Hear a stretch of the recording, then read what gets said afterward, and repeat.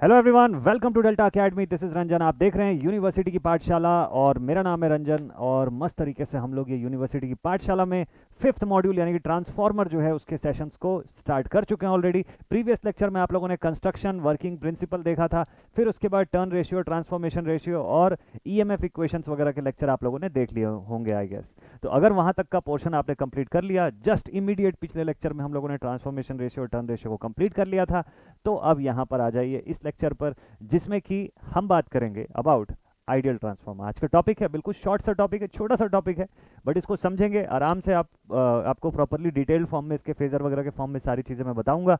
On load no load की condition भी इसी के अंदर मैं बताऊंगा आपको आइडियल ट्रांसफॉर्मर के लिए। नॉर्मली आइडियल ट्रांसफॉर्मर को जस्ट बेसिक थ्योरी के तौर पर पढ़ा जाता है, बट आइडियल ट्रांसफॉर्मर का शॉर्ट सा एक analytical part along with its graphical form, दोनों चीज़ें मैं आपको आज के इस वीडियो में बताऊंगा। ठीक है, तो ध्यान से देखिएगा। शुरू करते हैं बिना देरी किए यूनिवर्सिटी की पाठशाला। तो ये रहा अपना आइडियल ट्रांसफॉर्मर जिससे हम शुरुआत कर रहे हैं आज।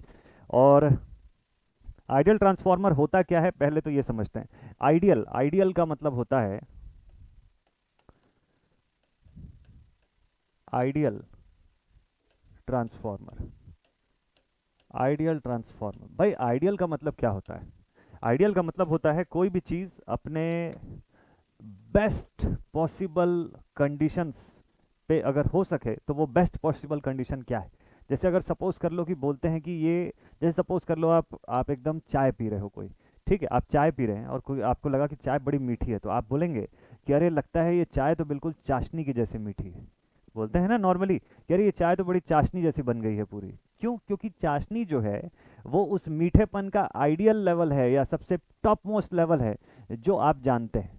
ठीक है, जो आपके नॉलेज में मीठे का जो सबसे हाईएस्ट लेवल होता है वो चाशनी है। तो उस हिसाब से आप किसी को भी कभी भी ऐसा कुछ होता है तो आप ये बोल देते हैं कि अरे ये तो चाशनी की तरह मीठी हो गई ये चीज़। इसी तरीके से हर एक चीज़ में एक आइडियल पैरामीटर होता है। हर एक चीज़ में कुछ ना कुछ आइडियल पैरामीटर होता है। आइडियल पैरामीटर्स की जरूरत क्या होती है? देखिए, जरूरी नहीं है कि हर चीज़ एकदम आइडियल फॉर्म में वर्क करे।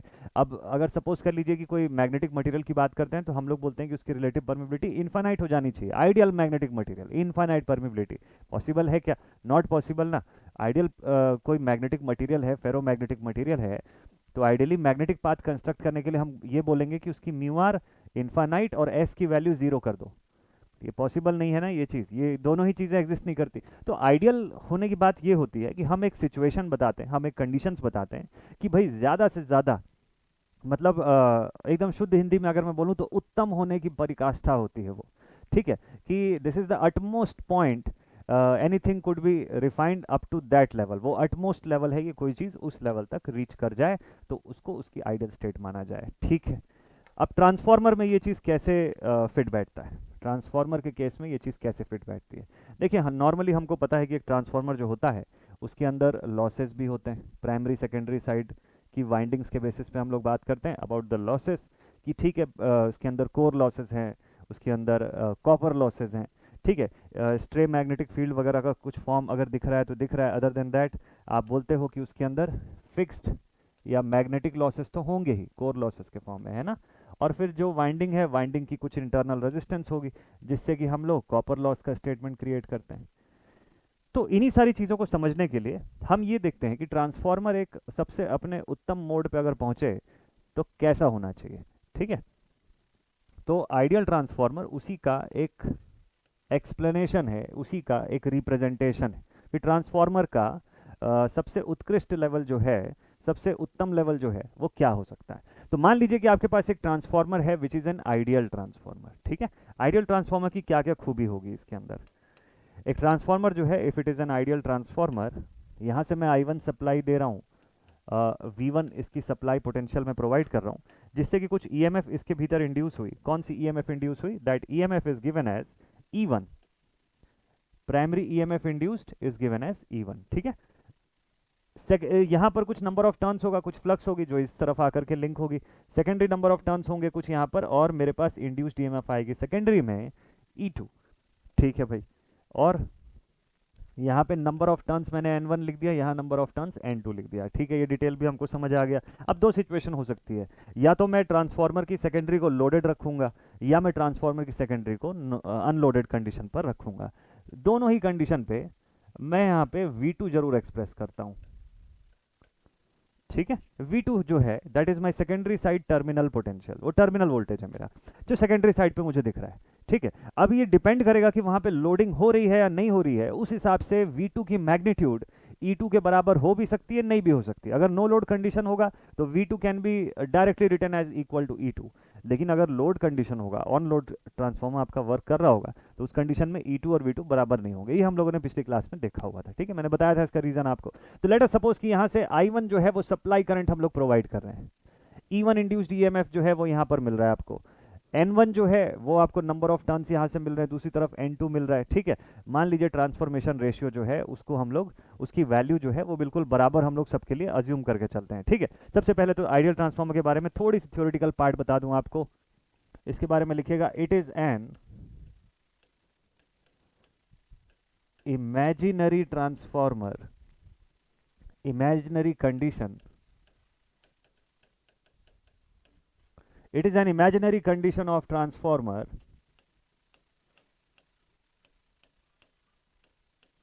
which is considered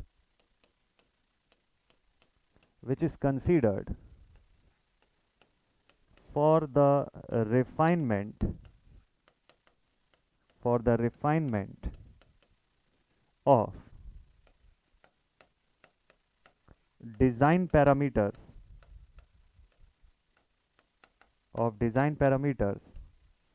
of any transformer या पावर ट्रांसफॉर्मर। इसका मीनिंग आप समझ गए। आइडियल ट्रांसफॉर्मर जो है वो हम केवल इसी वजह से कंसिडर करते हैं कि हमको ट्रांसफॉर्मर की डिज़ाइन पैरामीटर्स को इनहेंस करना है, तो कितना इनहेंस करना है। इनहेंस अगर करना ही है तो कोई तो एक लिमिट होगी ना कि इस लेवल तक इनहेंस करना है। वो लेवल डिसाइड करने के लिए, वो बेंचमार्क बताने के लिए हमको आइडियल कंडीशंस को चेक करना होता है कि आइडियली एक सबसे अच्छा ट्रांसफॉर्मर भी क्या क्या कर सकता है, वो चीज़। तो चलिए, आइडियल ट्रांसफॉर्मर की फिर पैरामीटर्स क्या क्या हो सकती है। तो N ideal transformer transformer an ideal transformer will have following an ideal transformer will have the following characteristics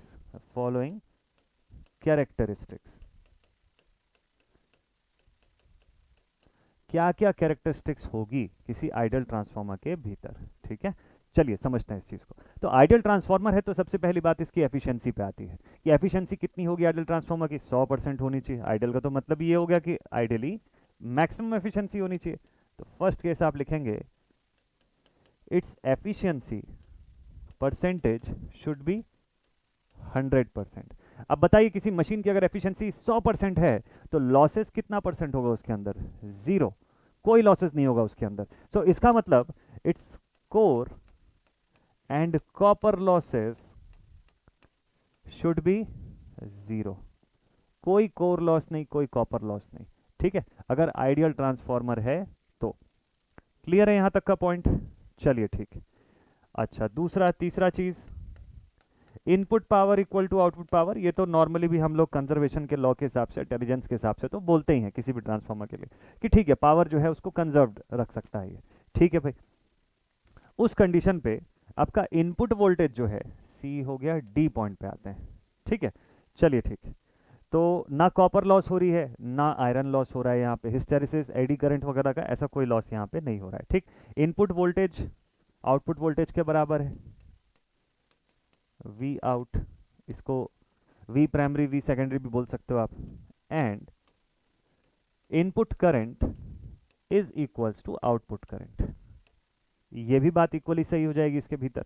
ठीक है, एकदम आइडियल ट्रांसफॉर्मर है तो, एकदम आइडियल ट्रांसफॉर्मर है तो ये भी कंडीशन इसके भीतर सही हो जाएगी। ठीक है, इतना बेसिक कंडीशंस तो इसके अंदर, इतना बेसिक कैरेक्टरिस्टिक्स तो इसके भीतर होना ही चाहिए। ठीक, अब ये तो चलो कुछ इलेक्ट्रिकल बातें हो गई, कुछ मैग्नेटिक पैरामीटर भी डिस्कस कर लेते हैं।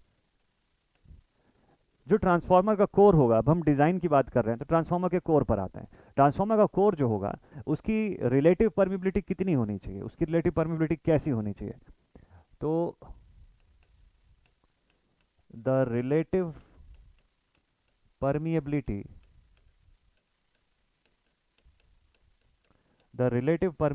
of ferromagnetic core ferromagnetic core should be infinite. अब आप खुद ही सोच के बताइए, क्या म्यू आर की वैल्यू इनफाइनाइट होना पॉसिबल है? पॉसिबल तो नहीं है ना, बहुत हाई हो सकता है बट इनफाइनाइट तो नहीं हो जाएगा, तो which is not possible, which is not practically possible, which is not practically possible. ठीक है, तो ये बात प्रैक्टिकली तो पॉसिबल नहीं है कि म्यू आर की वैल्यू इनफाइनाइट हो जाए। भाई म्यू आर की वैल्यू अगर इनफाइनाइट आप बोल रहे हो तो इसका मतलब आपको तैयार रहना पड़ेगा कि रिलक्टेंस भी उसका जीरो होगा फिर। तो its reluctance should be equal to zero. S की वैल्यू जीरो हो जाएगी, तभी तो म्यू आर की वैल्यू जो है वो इन्फिनिटी पर रहेगी ना इसकी। S is equal to L upon A mu बोलते हैं ना हम लोग, तो S is equal to L upon A mu का मतलब हो गया म्यू के इनवर्स पे चलता है। म्यू अगर इन्फिनिटी है तो एस की वैल्यू जीरो पर हो जाएगी। ठीक है, जो कोर मटेरियल जो आप इस्तेमाल कर रहे हो वो ऐसा फेरोमैग्नेटिक मटेरियल है कि वो 100% पूरी मैग्नेटिक फील्ड को कंडक्ट करेगा, मतलब लीकेज होगा ही नहीं उसके अंदर। तो लीकेज जो हो गया या लीकेज फैक्टर जो हो गया उसकी वैल्यू तो खत्म हो गई वहां से। फाई एल जो जो हम लोग लिखते हैं लीकेज मैग्नेटिक फ्लक्स, ऐसा कोई लीकेज मैग्नेटिक फ्लक्स नहीं होगा। जो प्राइमरी वाइंडिंग में जितनी भी फ्लक्स बनेगी 100% दूसरी तरफ लिंक होगी। मतलब के की वैल्यू कौन सा वाला के, इस बार मैग्नेटिक का के की बात कर रहा हूं मैं, कौन सा कोफिशियंट ऑफ फ्लक्स लिंकेज, उस के की मैं बात कर रहा हूँ, कोफिशिएंट ऑफ कपलिंग जिसको आप बेसिकली बोलते हो। ठीक है, उस के की बात कर रहा हूँ जिसपे आप 512 अपॉन 5 का एक्सप्रेशन से जिसको रिप्रेजेंट करते हो। Both value should be equal to each other and therefore the value of K will become equal to 1। K की वैल्यू तो 1 आ जाएगी वहां पर। और अपना दूसरा वाला जो के है ट्रांसफॉर्मेशन रेशियो वाला के, उसका क्या हो जाएगा, उसका क्या कंडीशन हो जाएगा, उसको भी देख लीजिए। यहाँ पे सारी चीजें तो आपने इक्वल बता दी, तो ये सारा कुछ डिटेल आपको आइडियल ट्रांसफार्मर के अंदर दिखेगा। ठीक है, फ्लक्स का लिंकेज 100% हो जाएगा यहाँ पर, डी ई एफ तक आ गए ना। हियर द फ्लक्स का लिंकेज विल बी 100%। फ्लक्स का लिंकेज जो है ये कितना हो जाएगा, पूरा 100% फ्लक्स जो है वो लिंक होने लग जाएगी सेकेंडरी साइड से। ठीक है भाई, लीकेज फ्लक्स जीरो, फाई की वैल्यू मैक्सिमम, बाकी सब डिटेल आप लिख लीजिएगा। ठीक है, और एडिशनल लिखने की जरूरत नहीं है। बाकी ओरली मैंने आपको जो जो बताया, आप चाहें तो लिख सकते हैं कि लीकेज फ्लक्स फिर जीरो हो जाएगी, है ना। और फाई की वैल्यू फाई एम मैक्सिमम तक पहुंच जाएगी, जो फाई रहेगा आपका वही मैक्सिमम फ्लक्स भी रहेगा। ठीक है, इंस्टेंटेनियस अलग से आपको बताने की जरूरत नहीं है। ठीक है, फाई की वैल्यू जो है वो अपने फाई एम पर पहुंच जाएगी। ओके, चलिए परफेक्ट है, बढ़िया है। तो अब जरा आते हैं हम लोग इसके फेजर डायग्राम पे, इसके फेजर पर आते हैं और लिखते हैं कि then how will be its phasor diagram. Phasor diagram for ideal transformer,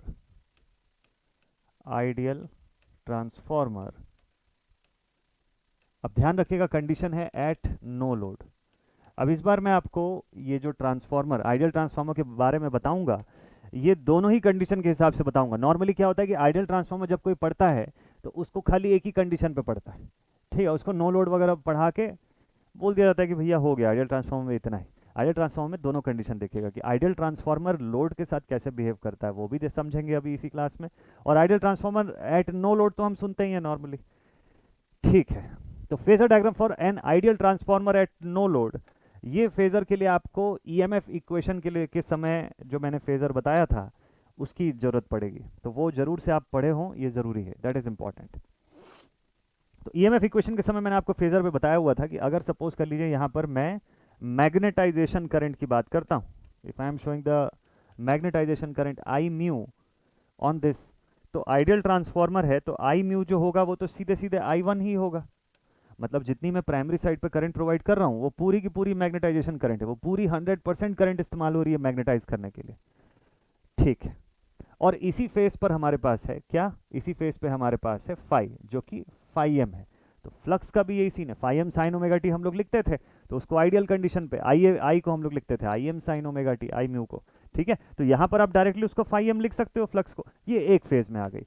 इनसे लैग करता हुआ हम लोगों ने देखा था बाय 90 डिग्रीज, क्या था यहां पर था हमारे पास E1 इक्वल टू E2। ठीक है, क्या था यहां पर E1 इक्वल टू E2, दोनों सेम मैग्नीट्यूड के, याद है आपको 4.44 F phi M into N N1 या N2 के फॉर्म में मैंने आपको ये दोनों चीज़ों के लिए बताया था, ठीक। तो इसको आप देखेंगे कि यहाँ से ये 90 डिग्री लैग करता हुआ दिख रहा है आपको, बहुत अच्छी बात है। लेकिन इस बार चूंकि मैंने कंडीशन आपको नो लोड का बोला हुआ है, तो ध्यान रखिएगा, इसको लिख लीजिएगा कि since no load condition, since no load condition, अगर नो लोड कंडीशन है, so therefore value of I2 क्या हो जाएगा, I2 विल बी 0। एंड हमको पता है कि E2 जो होता है ये होता है V2 plus I2 into R. Secondary side पे टर्मिनल वोल्टेज जो होता है उसको हम लोग इस हिसाब से बताते हैं कि टर्मिनल जो ईएमएफ होता है सेकेंडरी साइड का वो बड़ा होता है as compare to the terminal voltage normally practical transformer के लिए। बट आइडियल ट्रांसफार्मर में ऐसा नहीं होता है। क्यों? क्योंकि अगर आपका लोड साइड ओपन है, कोई लोड लगा ही नहीं है, तो करंट तो जाएगी नहीं वहां से। अगर कोई करंट नहीं जा रही, I2 की वैल्यू 0 है, तो बताइए ये वाला फैक्टर तो पूरा 0 हो गया ना। So we will get E2 is equals to V2। किस कंडीशन पे? कंडीशन स्पेसिफिक है ये, at no load, at no load. तो क्या यहां पे एक और टर्म मैं ऐड कर सकता हूं क्या? V2, इस टर्म को भी मैं यहीं पर जोड़ के लिख सकता हूं ऐसा, ठीक है। तो E1 is equals to E2 is equals to V2। ये सब हम लोग किस में देख चुके हैं? ये सब हम लोग ईएमएफ इक्वेशन के डेरिवेशन वाले पार्ट में देख चुके हैं। चलिए ठीक है, बहुत ही बढ़िया। तो E2 जो है that is equals to V2 for no load condition, ठीक है। बाकी फ्लक्स वगैरह का एक्सप्रेशन आपको पता है, phi M sine omega T, है ना। हम लोग इक्वेशंस के फॉर्म में, हार्मोनिक इक्वेशन के फॉर्म में लिख सकते हैं।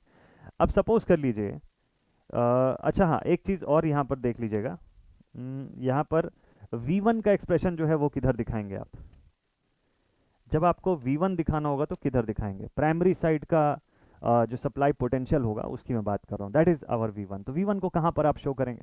V1 जो होगा वो एग्जैक्ट फेज अपोजिशन पे होगा from this V2, exact phase opposition पे होगा V1। चलो इसको आगे चल के मैं आपको और बताऊंगा, ठीक है। तो V1 जो हो गया वो हमारा phase opposition 180 degree apart from this, और यहाँ से ये आपको 90 डिग्री अपार्ट दिखेगा। तो मतलब V1 जो है वो यहाँ पर आपको लीड करता हुआ दिखेगा, I1 जो है वो लैग करता हुआ दिखेगा। कारण क्या है इस सब चीज़ का? कि भाई जब कुछ नहीं लगा है, दो तरीकों से समझ सकते हैं आप I1 के रिस्पेक्ट में अगर देखेंगे तो आपको दिखेगा कि ये एक प्योर इंडक्टर की तरह बिहेव कर रहा है, और प्योर इंडक्टर होने की वजह से, प्योर इंडक्टर होने की वजह से करंट आइडियली 90 डिग्री पीछे चल रही है from its voltage.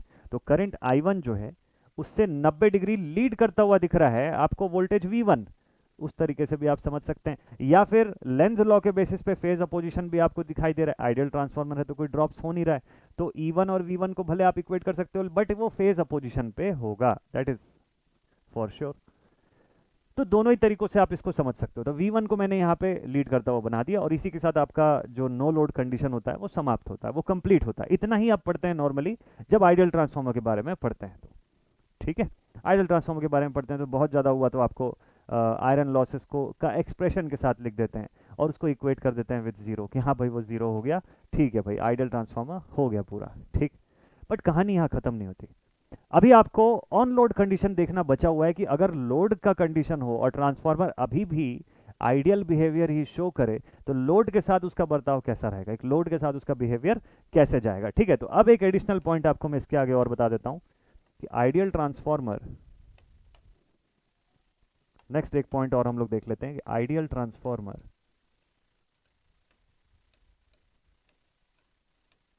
Ideal transformer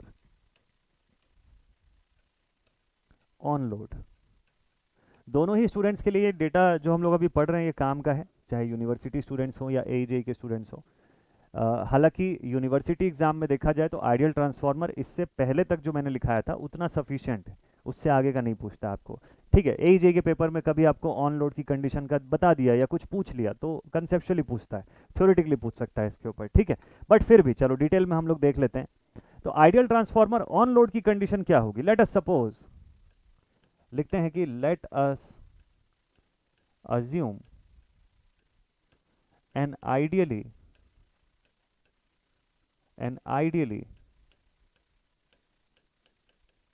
inductive load being connected to being connected to the transformer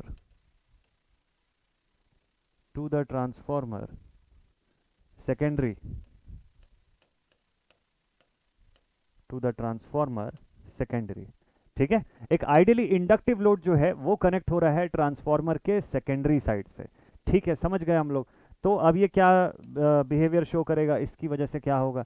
तो भाई सिंपल सी बात है, करंट जो है वो लैग करेगी सप्लाई वोल्टेज से। ठीक है, वो सिनारियो वैसे भी हम लोगों ने सेकेंडरी वाइंडिंग के लिए अज्यूम कर रखा है पहले से। तो ये हमारा एक आइडियली स्टेप डाउन ट्रांसफॉर्मर मैंने यहाँ पे ड्रॉ किया हुआ है अभी। Let us suppose this is I1। ये हमारे सेकेंडरी साइड की वाइंडिंग्स है एंड दिस इज, यहाँ से I2 जा सकता है क्योंकि अब लोड लगा हुआ है। तो मैं यहाँ से ऐसे प्योरली इंडक्टिव लोड को शो कर देता हूँ। ठीक है, मैंने यहाँ पर एक इंडक्टिव लोड शो कर दिया। अब इसके बाद यहाँ से जाने वाली सप्लाई को मैं I2 शो कर, ऑब्वियसली इस बार I2 जाएगी और इस बार वाइंडिंग का रेजिस्टेंस भी कंसिडर करना होगा हमको। ठीक है, इधर का पोटेंशियल जो है this is V2 terminal potential, और यहाँ का EMF जो है हमारे पास दिस इज E2। इधर का EMF कितना है, this is E1। Number of turns कितना है इस तरफ हमारे पास, N1, दूसरी तरफ N2। ठीक है, और यहाँ पर जो सप्लाई वोल्टेज मैं प्रोवाइड कर रहा हूँ दैट इज V1। अब ध्यान से देखिएगा इसके आगे का सिनारियो क्या है। ठीक है, तो हम लोग बोलते हैं कि लेट अस सपोज कि हमारा जो इम्पीडेंस है Z is equals to R plus JXL। R कौन सा, रेजिस्टेंस ऑफ दैट वाइंडिंग, या इसको R लोड लिख लो। ठीक है, लोड का रेजिस्टेंस प्लस JXL के फॉर्म में। चलिए, ये एक्सप्रेशन मैंने बता दिया सेकेंडरी साइड के इंपीडेंस के लिए। ओवरऑल इंपीडेंस जो होगा उसमें यहाँ की इस वाइंडिंग की रेजिस्टेंस जरूर से काउंट होगी, इसको ध्यान में रखिएगा आप। ठीक है भाई, तो अब इसकी वजह से I2 करंट फ्लो होगी। अब हमको पता है, हमको यहाँ से पता है कि अगर मैं I2 की वैल्यू फाइंड करूं, I2 is equals to E2 by total EMF combined form में देखा जाए तो वो E2 रहेगा डिवाइडेड बाई जो भी हमारा लोड इंपीडेंस लगा हुआ है ZL। I2 is equals to E2 upon ZL होना चाहिए, बिल्कुल होना चाहिए सर। ठीक है, अब मैंने अभी आपको क्या बोला कि यहाँ पे वाइंडिंग की रेजिस्टेंस कंसीडर करेंगे, लेकिन कब, जब प्रैक्टिकल ट्रांसफार्मर होगा। अभी कौन सा ट्रांसफार्मर की बात कर रहे हो उसको भूलना नहीं है। Right now we are talking about an ideal transformer. तो क्या अभी बताइए कि क्या अभी भी वाइंडिंग की रेजिस्टेंस को कंसीडर करना चाहिए क्या? यहाँ पर वाइंडिंग रेजिस्टेंस लेंगे? बिल्कुल भी नहीं लेंगे।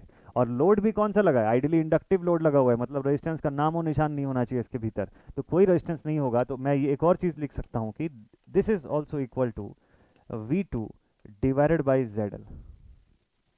V2 डिवाइडेड बाई ZL या XL, जैसा भी आप चाहो इसको लिख सकते हो।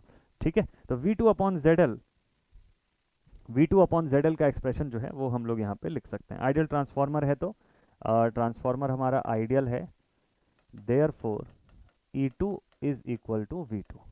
ठीक है, इन दोनों को मैं अगर कंपेयर भी करूंगा तो मुझे बिल्कुल बराबर की वैल्यू मिल जाएगी इससे। ठीक है, E2 is equal to V2 का एक्सप्रेशन मिल गया। अब यहां से ध्यान दीजिएगा, पिछली बार जब मैंने नो लोड कंडीशन आपको बताया था तो सेकेंडरी साइड से कोई करंट नहीं जा रही थी। तो बताइए सेकेंडरी साइड में पिछली बार मैग्नेटोमोटिव फोर्स कितना बन रहा था? आप बोलेंगे सर मैग्नेटोमोटिव फोर्स बनने के लिए तो Ni चाहिए ना, या फाई S चाहिए, या HL चाहिए। तो Ni तो थी नहीं वहां पे, N तो था लेकिन I नहीं था, तो I वॉज जीरो, तो मैग्नेटोमोटिव फोर्स जीरो हो गया। यहाँ ऐसा नहीं हो रहा है, इधर क्या हो रहा है इस बार? इस बार देखिए सेकेंडरी साइड पे करंट जाने की वजह से magnetomotive force MMF will be set up in secondary side due to the current I2।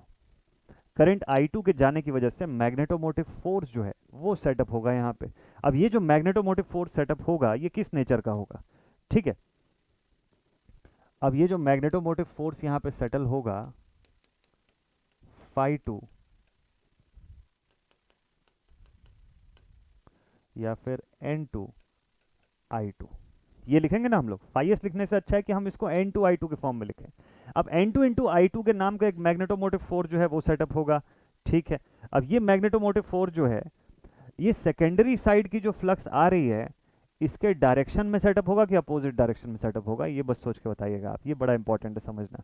ये जो मैग्नेटोमोटिव फोर्स सेटअप होगा ये इस फ्लक्स को अपोज करने के हिसाब से सेटअप होगा ना। मतलब ये जो मैग्नेटोमोटिव फोर्स सेटअप होगा, ये क्या करेगा, इस तरफ जोर लगाएगा, इस फ्लक्स को बाहर भेजने के ऊपर कोशिश करेगा, बोलेगा कि इस फ्लक्स को ढकेलना है, आने नहीं देना है इस तरफ। ठीक है।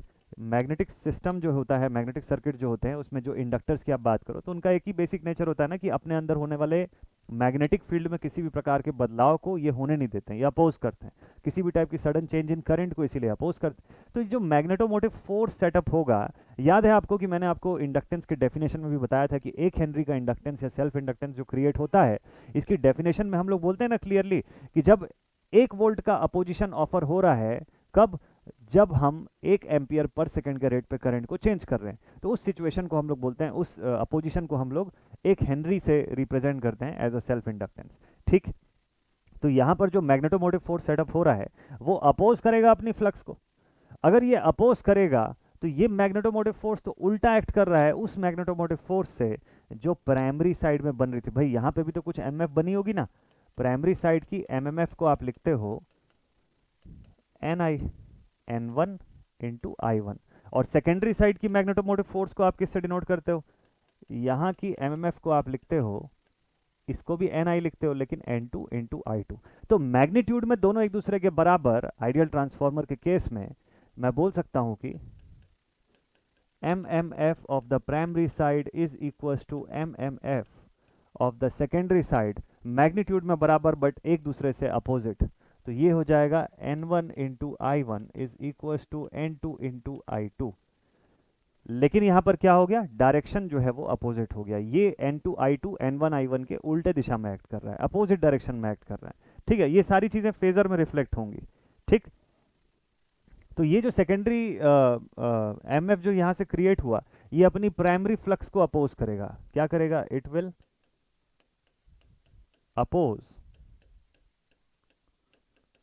the primary flux, it will oppose the primary flux। Primary side की से जो फ्लक्स हमारे पास आ रही है उसको ये उसके अपोजिट डायरेक्शन में एक्ट करेगा। ठीक है। तो इसका मतलब so therefore I2 is acting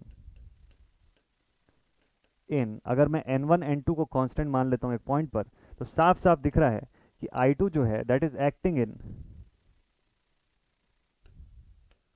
opposition, in opposition with I1। Phasor बनाने के समय इन बातों को ध्यान में रखिएगा। ठीक है। I2 जो है वो I1 से अपोजिशन में एक्ट कर रहा है, एग्जैक्टली फेज अपोजिशन में एक्ट कर रहा है, मतलब एकदम 180 डिग्री अपार्ट बनेंगे दोनों एक दूसरे के। अच्छा भाई ठीक है, ये चीज़ तो यहाँ से समझ में आ गई, I2 जो है वो फेज अपोजिशन में एक्ट कर रहा है ना। ठीक है। तो एकदम एंटी फेज में दोनों को आपको ड्रॉ करना पड़ेगा। चलिए ठीक है, अब बात करते हैं जरा ट्रांसफॉर्मेशन रेशियो की। तो हम लोगों ने अभी जस्ट देखा ना कि N2 by N1 is equals to I1 by I2 that is equals to K। ये चीज़ लिखते हैं हम लोग, ट्रांसफॉर्मेशन रेशियो का एक्सप्रेशन अगर बनाना हो तो हम लोग इसी तरीके से लिखेंगे। ठीक है। तो N2 by N1 is equals to, ठीक है ठीक है ठीक है, N2 I2 is equals to N1 I1 that is equals to K। ये एक्सप्रेशन हम लोग लिखते हैं। तो बताइए इससे I2 की वैल्यू अगर लिखनी हो या I1 की वैल्यू लिखनी हो तो कैसे बताऊंगा मैं, तो आई कैन से कि I1 is equals to N2 I2 divided by N1, और N2 बाई N1 क्या होता है, ये तो खुद ही K होता है। N2 बाई N1 क्या होता है, इसको तो खुद ही हम लोग K लिखते हैं ना। तो मैं बोल सकता हूँ कि I1 is equal to K times of I2। I1 is equal to K times of I2 लिखा जा सकता है। Similarly we have E2 by E1 is equal to N2 by N1 which is equal to K। ये expression बन रहा है, तो K times में आप इस एक्सप्रेशन को पुट कर सकते हो N2 बाई N1 को। ठीक है, उसी को रिप्रेजेंट करेगा ये। तो इसका मतलब ये हो गया यहाँ पर कि so therefore V1 and E1 are also in phase opposition। अब मुझे लगता है कि पिछले केस में जो मैंने फेजर डायग्राम ड्रॉ करके आपको बताया था कि V1 जो है वो कैसे फेज अपोजिशन में आ रहा है, उसका रीज़न अब आपको यहाँ से मिल गया होगा। है ना। अब इस फॉर्म में आप ट्रांसफॉर्मेशन रेशियो में V1 का एक्सप्रेशन भी आप पुट करेंगे तो आपको ये चीज़ दिख जाएगा, क्योंकि I1 जो है उससे अपोजिशन में I2 एक्ट कर रहा है, तो एग्जैक्टली वैसे ही आपको V1 जो है वो अपने E1 से फेज अपोजिशन पर दिखाई देगा। ठीक है, चलिए ठीक है, इस पॉइंट को आप लोग समझ जाएंगे। ये भी लेंथ लॉ के बेसिस पे ही हो रहा है, और also in phase opposition by length law, by length law. ठीक है, अभी फेजर पे आएंगे इसके तो और अच्छे से आपको क्लियर हो जाएगा। ठीक, तो अगर सपोज कर लीजिए कि मैं यहाँ पर एक छोटा सा केस अज्यूम करके दिखाता हूँ आपको, इसको कैसे मैं बता रहा हूँ। मान लीजिए मेरे पास एक ऐसा RL सर्किट है, RL ऐसा कॉम्बिनेशन है, ठीक है, ये R है, यहाँ पे XL लगा हुआ है, तो ऑब्वियसली यहाँ पर कुछ ना कुछ वोल्टेज का ड्रॉप होगा VR, यहाँ का वोल्टेज ड्रॉप होगा VL, कुछ मैं यहाँ से सप्लाई करंट दे रहा हूँ I टोटल, कुछ मैं यहाँ से टोटल वोल्टेज का सप्लाई प्रोवाइड कर रहा हूँ, this should be V total. तो अगर मैं अभी चेक करूँ तो I और VR जो है both will remain in the same phase, है ना। अगर मैं इसका फेजर डायग्राम अभी ड्रॉ करूँ तो ऐसा दिखेगा। अगर मैं लिखूँ यहाँ पे VR लिख दूँ, यहाँ पे I लिख दूँ, तो ये दोनों तो एक ही फेज में दिखेंगे, जबकि VL जो है इस सेगमेंट से लीड करती हुई दिखनी चाहिए, इस करंट से VL मुझे 90 डिग्री आगे चलती हुई दिखनी चाहिए। सिंगल फेज एसी में भी जब पढ़े थे तो हम लोगों ने इम्पीडेंस ट्रायंगल के समय में मैंने आपको इसी तरीके से इम्पीडेंस ट्रायंगल को डिराइव करना बताया हुआ है। अगर आप देखे होंगे तो जो इम्पीडेंस का जो ट्रायंगल बनता है, राइट एंगल ट्रायंगल, उसके पीछे का सिद्धांत, उसके पीछे का जो फंडामेंटल है कि वो कैसे आता है ऐसा राइट एंगल के फॉर्म में, वो यहीं से हम लोगों ने देखा हुआ है। ठीक, तो अगर हम लोग यहाँ से चेक करें VR और VL के रिस्पेक्ट में रिलेशन, तो आप देख सकते हैं भाई VR को मैं लिखूंगा I इंटू आर, VR को मैंने लिख दिया I इंटू आर के फॉर्म में, और उधर बना दिया उसकी करंट आगे। इसको ऐसे भी आप ड्रॉ कर सकते हो, ये देखिए, सपोज कर लीजिए यहाँ से मैंने VR लिख दिया, इधर मैंने I लिख दिया, ठीक है, और इससे 90 डिग्री, I से 90 डिग्री आगे चलता हुआ मैंने शो कर दिया आपको VL। तो इनका जो रिजल्टेंट मैं ट्रेस करूंगा, ये रिजल्टेंट ऐसे ट्रेस होगा, यहाँ पर ट्रेस होगा, this will be V equivalent या V total. V total is equal to under root VR का स्क्वायर प्लस VL का स्क्वायर। ठीक है, बेसिकली इंडक्टेंस के केस में हम लोग ये चीज़ लिखते हैं, just for a quick revision हम इस तरीके से भी इसको रिप्रेजेंट कर सकते हैं, यहीं से हमारा राइट एंगल ट्रायंगल का एक्सप्रेशन जो है वो बनने लग जाता है। तो ये वाला पॉइंट मुझे लगता है कि आप सबको एकदम प्रॉपर क्लियर होगा, क्योंकि आपने एसी सर्किट पढ़ा हुआ है, सिंगल फेज एसी अभी रिसेंटली पढ़ा हुआ है, तो इसमें मुझे लगता है कि अब दिक्कत नहीं जानी चाहिए। ठीक है, ये वाला तो बता लेंगे आप लोग। अब आगे चलते हैं हम लोग, अब इसके फेजर पर लेकर के चलता हूं। तो लोड का कंडीशन समझ गए, अब फेजर डायग्राम देखिए लोड का कि कैसे बनता है, यही बस आखिरी इंपॉर्टेंट थिंग है, phasor diagram for ideal transformer, on load, ideal transformer का नो लोड का फेजर तो बहुत देखे हैं आप, अब आज आइडियल ट्रांसफार्मर का ऑन लोड का फेजर भी देख लीजिए किस तरीके से बनेगा ये।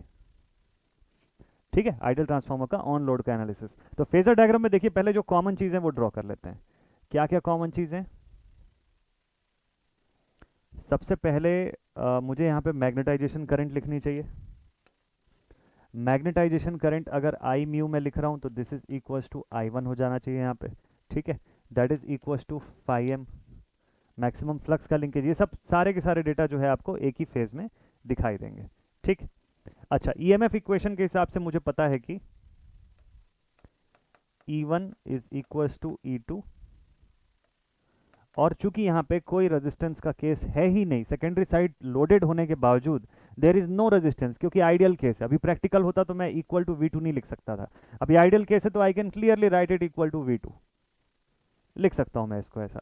और इनसे फेज अपोजिशन में मुझे दिखेगा क्या? इनसे फेज अपोजिशन में दिखेगा मुझे V1, जिसको अभी जस्ट हम लोगों ने डिस्कस किया। तो इतना तो आप ऐसे ही बना सकते हो।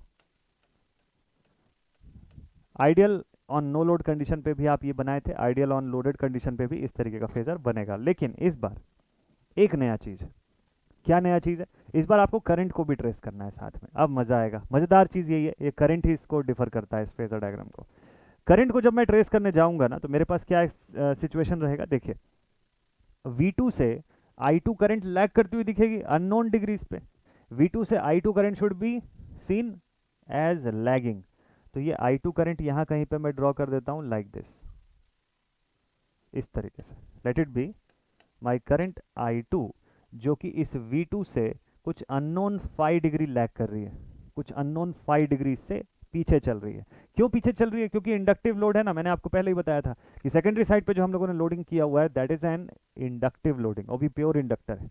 तो कुछ ना कुछ डिग्री से ये लैग करती हुई दिखनी चाहिए। ठीक है, ठीक है भाई। और सिमिलरली I1 का क्या सीन मैंने आपको बताया, अगर आप पिछले पेज पे जाएंगे तो मैंने आपको बताया था कि I1 जो है, अब देखिए I1 को मैंने I म्यू के बराबर वहां पे शो किया हुआ है, ठीक है, लेकिन एक्चुअल में I1 शो कहाँ पे होना चाहिए, I1 को आपको कहाँ पर रिफ्लेक्ट करना चाहिए, वो एक बार देखिएगा जरूर ध्यान से एकदम।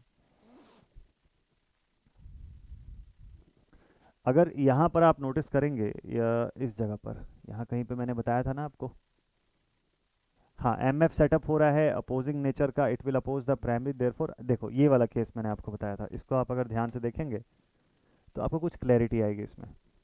देखिए I2 जो है वो अपोजिट डायरेक्शन में एक्ट कर रहा है with respect to I1, I2 जो है वो अपोजिट डायरेक्शन में एक्ट कर रहा है with respect to I1, phase opposition पे है लेकिन मैग्नीट्यूड में बराबर हो सकता है। तो क्या मुझे यहाँ पे I1 लिखना चाहिए क्या? नहीं, मैग्नेटाइजेशन की बात करना चाहिए यहाँ पे। I1 जो है इस I2 के फेज अपोजिशन में दिखना चाहिए। तो इसी लाइन को मैं यहाँ से एक्सटेंड करूँगा, इसी लाइन को मैं यहाँ से एक्सटेंड करूँगा और ऐसा कुछ डायग्राम बनाऊँगा। This should be my I1 जो कि अपने V1 से कुछ 5 डिग्री पर लैग कर रहा है। ये 5 एकदम उतना ही होगा जितना I2 और V2 के बीच का फेज डिफरेंस एंगल है। ये बनता है मेरा final phasor diagram. This is the final phasor diagram for transformer on load. Inductive load का केस अगर मैं देखूं तो V1 जो है ये अपने फ्लक्स से 90 डिग्री लीड कर रहा है, ये सिचुएशन हम लोग देख लिए। V2 जो है वो अपनी फ्लक्स से 90 डिग्री लैग कर रहा है, पीछे चल रहा है, ठीक है। और दूसरा कि नो लोड की कंडीशन पर मैंने ये चीज़ बता दिया है। अगर सपोज कर लीजिए कि हम k की वैल्यू 1 ले लेते हैं, इफ आइडियल का केस है ना, if k becomes equals to 1 therefore E1 is equals to E2 is equals to V2 and E1 की वैल्यू E2 के बराबर, V2 के बराबर, ठीक है। एंड अच्छा ये सिचुएशन आप एक बार और चेक कर लीजिएगा, ये है E2 by E1 is equals to 1। Transformation ratio को अगर मैं k की वैल्यू को 1 ले लेता हूँ इस कंडीशन पर, तो मुझे सीधे सीधे E2 by E1 equals to 1 मिलता है। इसीलिए मैंने लिखा कि E2 is equals to E1। ये जो सिनारियो मैंने लिखा है वो यहाँ से आया है, इसकी वजह से मैं ऐसा लिख सकता हूँ, ठीक है। तो ये मेरा पूरा एक आइडियल ट्रांसफॉर्मर है जिसका कि आप दो कंडीशन देखे कि ऑन लोड कंडीशन भी और नो लोड कंडीशन भी, ठीक है। तो यहाँ पर जो पूरा ये जो फेजर डायग्राम हम लोग ड्रॉ कर रहे हैं ना, यहाँ पर सबसे इंपॉर्टेंट थिंग जो कंसिडर करना है वो है मैग्नेटोमोटिव फोर्स का क्रिएशन। नो लोड कंडीशन पे वो चीज़ आपको सेकेंडरी पे अलग से नहीं दिखाई दे रही थी, जस्ट बिकॉज कि सेकेंडरी ओपन होने की वजह से I2 आपका डेड हो गया था, I2 था ही नहीं वहाँ पे। यहाँ पर सेकेंडरी कनेक्टेड होने की वजह से, सेकेंडरी लोडेड कंडीशन पे होने की वजह से ये मैग्नेटोमोटिव फोर्स जो क्रिएट हो रहा है, यही इस पूरे ग्राफ का सूत्रधार है, इसी पूरे ग्राफ का मेन करता धरता है, ठीक है। तो ये इंपॉर्टेंट है यार। चलिए ठीक है, काउंटर बैलेंसिंग MF जो है उसकी वजह से ये सारी चीज़ें हो रही है। और I1 जो है वो V1 से लैग कर रहा है 5 डिग्री से, चलिए ठीक है 5 डिग्री से। तो ये पूरा का पूरा सिनारियो जो था, this was all about the phasor diagram for transformer, ideal transformer, ठीक है। Ideal transformer on load, ideal transformer no load. अगली क्लास में अब जब मिलेंगे हम लोग तो हम आइडियल नहीं, अब प्रैक्टिकल ट्रांसफॉर्मर की बात करेंगे और देखेंगे कि प्रैक्टिकल ट्रांसफॉर्मर जो है वो लोडेड कंडीशन पे कैसे काम करता है। आपको बढ़िया तरीके से मैं ग्राफिकल फॉर्म में बताऊंगा कि आपको प्रैक्टिकल ट्रांसफॉर्मर के तीनों वर्जन्स बताऊंगा। तीनों वर्जन्स मतलब ऑन लोड में रेजिस्टिव लोड, इंडक्टिव लोड और कैपेसिटिव लोड, तीनों ही टाइप के लोड पर इसकी फेजर कैसे बनती है, उससे क्वेश्चन पूछ सकता है एग्जामिनेशन पर, ठीक है। तो ये तीनों कंडीशंस एकदम मस्त से डिटेल में बढ़िया तरीके से देखेंगे और उसके बाद फिर equivalent circuit diagram of transformers पर पहुंच जाएंगे। इक्विवेलेंट सर्किट डायग्राम भी बहुत ही इंटरेस्टिंग सा टॉपिक है। Refer to primary side, refer to secondary side, इसको कैसे पहचानते हैं, कैसे बताते हैं, सारी चीज़ें। और उसके बाद फिर कैलकुलेशन का पार्ट आ जाएगा जो कि एकदम ईजी सा है। फिर तो चैप्टर ही खत्म हो जाएगा कि आप तीन बेसिक कैलकुलेशन पढ़ेंगे, efficiency calculation, voltage regulation, all day efficiency, ये तीन चीज़ पढ़ लिए। एससीओसी टेस्ट जो है वो भी मैंने इंक्लूड कर दिया है, तो आगे चल के अब हम लोग एससी टेस्ट, ओसी टेस्ट, ये दोनों चीज़ हम लोग पढ़ेंगे। लॉसेस का फैक्टर जो है वो देख लेंगे ऑन लोड और नो लोड कंडीशन पर, उसकी भी फेजर आपको समझ में आने लग जाएगी। तो ग्रेजुअली अगर आपको ये बेसिक से फेजर समझ में आ रहा है, तो आगे चल के जब एडवांस फॉर्म में हम फेजर्स बनाएंगे इसके, बहुत अच्छे से आपको क्लियर हो जाएगा। ठीक है, ये सीरीज़ एकदम सीक्वेंस में देखते जाइएगा, ये सीरीज़ अभी लगातार आपके लिए चलती रहेगी। मिलते हैं आप सभी से नेक्स्ट वीडियो में। और हाँ, जो भी बच्चे एसएससी जेई एग्जामिनेशंस की तैयारी कर रहे हैं, उनके लिए क्लासेस आज से शुरू हो चुकी है डेल्टा अकेडमी लाइव ऐप पर। तो डेल्टा अकेडमी लाइव ऐप सबसे पहले तो आप डाउनलोड कर लीजिएगा, और लाइव ऐप पर एसएससी जेई की संग्राम बैच जो है वो आज यानी कि 10 तारीख से शुरू हो चुकी है। सुबह 10 बजे उसमें बेसिक इलेक्ट्रिकल इंजीनियरिंग की क्लासेस भी स्टार्ट हो चुकी है, तो आप रेगुलरली देखेंगे इस पर क्लासेस चल रही हैं। अब से कुछ दिन के बाद आपके लिए मेजरमेंट की क्लास भी इवनिंग की शुरू हो जाएगी, तो शाम 6 बजे भी उसमें क्लासेस आपके लिए स्टार्ट हो जाएगी। Back to back practice questions जो है वो भी आपके लिए अवेलेबल रहेंगे। और हाँ, कोर्स फीस जो है वो बिल्कुल एज मिनिमम एज पॉसिबल जितना हो सकता था वो रखी गई है। तो आप सबसे पहले तो ऐप डाउनलोड कर लीजिए, वहाँ पर आपको अलग एक्सपीरियंस रहेगा, पढ़ने में मज़ा आएगा, डेडिकेटेड एक एग्ज़ाम ओरिएंटेड पढ़ाई भी होती रहेगी। मिलते हैं आप सभी से नेक्स्ट वीडियो में। Take care all my dear students, और मस्त से पढ़ाई करते रहिए। जय हिंद।